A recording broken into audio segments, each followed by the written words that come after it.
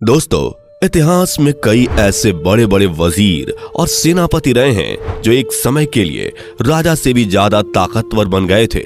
भारत पर राज करने वाले मुगल सम्राटों ने अपना आधे से ज्यादा साम्राज्य केवल सेनापतियों और वजीरों के दम पर बनाया था। लेकिन क्या आपने कभी सोचा है कि ये वजीर और सेनापति किसी भी राजा या सम्राट के साथ आखिर समय तक क्यों नहीं रह पाते थे? आखिर बीच में ही ये कहां गुम हो जाते थे?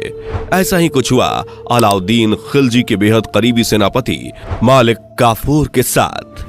किताबों में, कहानियों में और फिल्मों में अलाउद्दीन खिलजी के बारे में तो सब कुछ बताया गया है, लेकिन अलाउद्दीन खिलजी के खास सेनापति मालिक काफूर का क्या हुआ? क्या उसे अलाउद्दीन ने ही मार दिया या फिर किसी के हाथों मरवा दिया?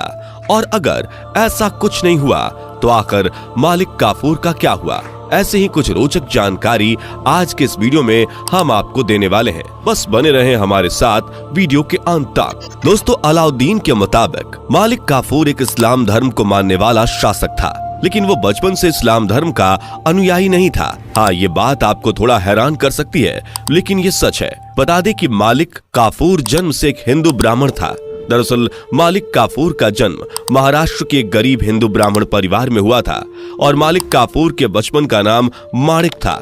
जन्म के समय ही माणिक देखने में बिल्कुल दूध की तरह गोरा और बहुत सुंदर था। जब माणिक मात्र 8 साल का था तब कुछ लोगों ने माणिक की खूबसूरती से प्रभावित होकर उसे कैद करके गुजरात के खंबात शहर में बेच दिया था। उस समय गुजरात एक ऐसा राज्य था जहां बड़े पैमाने पर गुलाम खरीदे और बेचे जाते थे। उस समय गुजरात का गुलाम बाजार इतना बड़ा था कि यहाँ पर अंतर्राष्ट्रीय बाजार भी लगता था। बड़े बड़े राजा महाराजा अक्सर अपने शौक के हिसाब से यहाँ पर लोगों की बोलियां लगाते थे।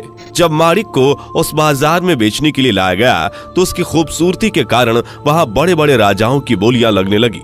माणिक इतना खूबसूरत था कि कई राजा उसके लिए अपना राज्य तक दांव पर लगाने को तैयार थे।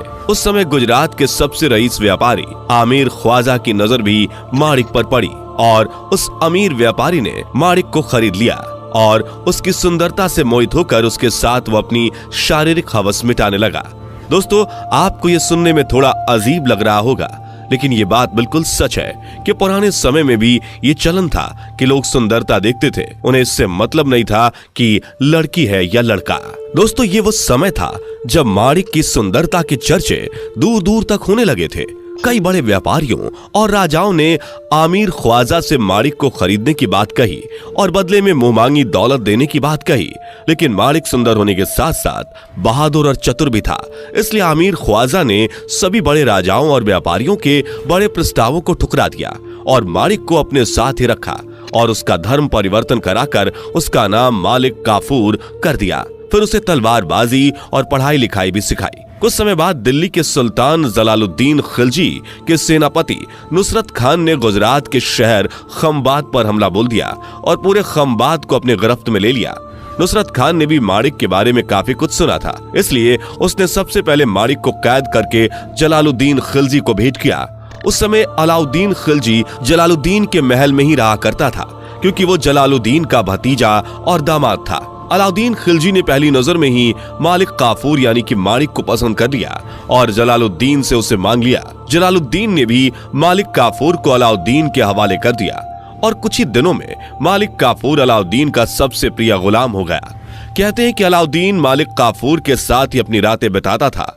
उसे लड़कियों से ज्यादा लड़कों का शौक था। उसके बाद कुछ ही दिनों में अलाउद्दीन ने अपनी ताकत और मालिक काफूर की चालाकी से जलालुद्दीन को मौत के घाट उतार दिया और अलाउद्दीन खुद दिल्ली का राजा बन गया और अलाउद्दीन ने मालिक काफूर को अपना वजीर बना दिया। मालिक काफूर इतना शक्तिशाली हो गया था कि अलाउद्दीन खिलजी की अनुपस्थिति में वो राज्य के सारे निर्णय लेता था। मालिक काफूर एक अवसरवादी एवं महत्वाकांक्षी व्यक्ति था। वो अलाउद्दीन को प्रसन्न करने का कोई भी मौका नहीं छोड़ता था। अलाउद्दीन की दक्षिण की विजय में मालिक काफूर का बहुत महत्वपूर्ण योगदान था। उसने अपनी क्षमताओं और सेवा के कारण अपने सुल्तान का विश्वास जीता। मालिक काफूर इतना ज्यादा खतरनाक था कि जिस तरफ वो निकल जाता वहां लोग उसके डर से जिंदा लाश बन जाते थे। वे जिस जगह पर हमला करता उस जगह को बिल्कुल श्मशान घाट बना देता था। कहते हैं कि औरतों में उसका डर ज्यादा था क्योंकि उसे अपनी सुंदरता पर घमंड था। कोई भी खूबसूरत लड़की या फिर औरत को देखते ही मालिक काफूर उसे बुरी तरह से मारता था। कहते हैं कि औरतों और लड़कियों को तड़पा तड़पा कर मारने में उसे बहुत मजा आता था।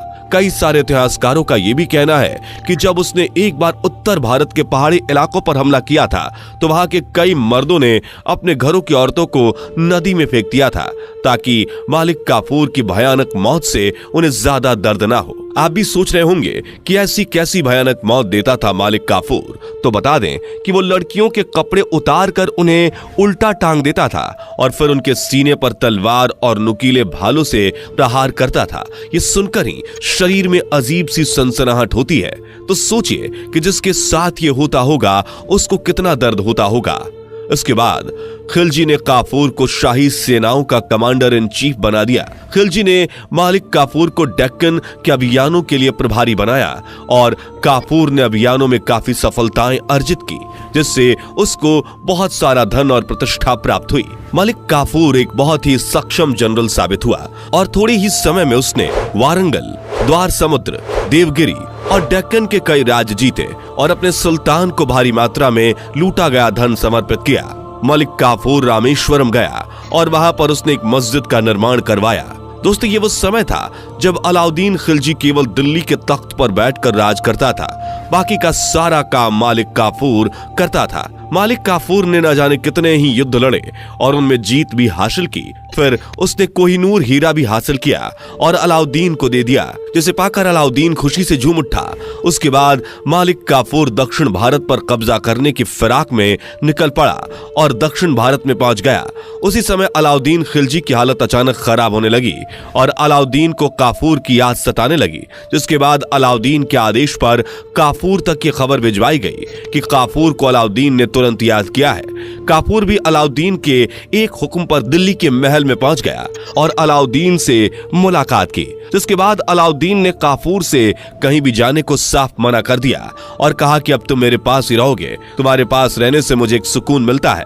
जिसके बाद कुछ दिनों तक मालिक काफूर अलाउद्दीन के साथ रहा। मालिक काफूर की इजाजत के बिना अलाउद्दीन के कमरे में कोई नहीं जा सकता था। यहाँ तक कि अलाउद्दीन की बीवी और बच्चे भी कई कई दिनों तक अलाउद्दीन से नहीं मिल पाते थे। मालिक काफूर अब महल में रहकर परेशान हो चुका था। उसे केवल पूरे भारत पर कब्जा करना दिखाई दे रहा था। लेकिन उसी समय अलाउद्दीन को दिल के दौरे पड़ने लगे और उसकी हालत और ज्यादा खराब होती जा रही थी। जिसके बाद मालिक काफूर ने अलाउद्दीन को जंजीरों में जकड़ दिया और कमरे में बंद कर दिया। उसकी हालत जानवरों की तरह हो गई थी और इसी दौरान उसकी मौत हो गई। अलाउद्दीन की मौत के बाद मालिक काफूर खुद उस राज का सुल्तान बनना चाहता था, लेकिन अलाउद्दीन के कुछ और सरदार वजीरों ने उसके ऐसा करने पर विरोध किया, क्योंकि अलाउद्दीन का बेटा मुबारक खान अभी जिंदा था और नियम के अनुसार भी बाप के बाद बेटा ही राजगद्दी पर बैठता है। जिसके बाद अलाउद्दीन ने कुछ सिपाहियों को पैसे का लालच दिया और मुबारक खान को मारने के लिए भेजा। लेकिन मुबारक खान बहुत समझदार और चालाक था। उसे मारने आए सिपाहियों को उसने समझाया और उन्हें और ज्यादा पैसे का लालच दिया और उसने कहा कि अगर वो मालिक काफूर को मार देंगे तो मैं राजा बनने के बाद तुमको अपना वजीर बना लूंगा।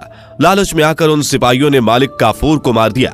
मालिक काफूर के मरते ही मुबारक खान ने सबसे पहले उन सिपाहियों को मौत के घाट उतारा और खुद राजा बन गया। दोस्तों, मालिक काफूर के बारे में कई इतिहासकारों का कहना था कि अगर उसे मारा नहीं जाता तो वो पूरे भारत को जीत लेता, क्योंकि उसके पास रणनीति और राजनीति का इतना शातिर दिमाग था कि वो इनके बल पर किसी को भी हरा सकता था। उससे जीतना राजाओं के लिए एक बड़ी चुनौती बन चुका था। डेक्कन के राजाओं को उस समय काफी शक्तिशाली माना जाता था, लेकिन डेक्कन में भी उसने राजाओं को हराकर वहां अलाउद्दीन का